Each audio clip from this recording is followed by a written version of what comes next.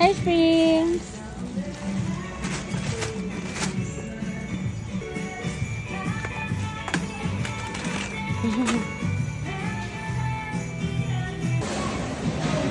Thanks, Mike! Ano to? Boring ka? Yabang oh, isang kamay lang oh. Yabang.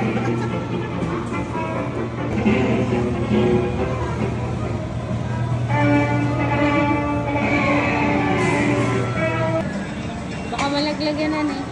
Yabang nga. Ano magawa dyan? Bakit nakatayo? Mas feel niya.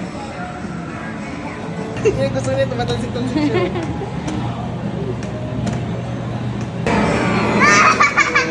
Gusto niya umakyat? Oh.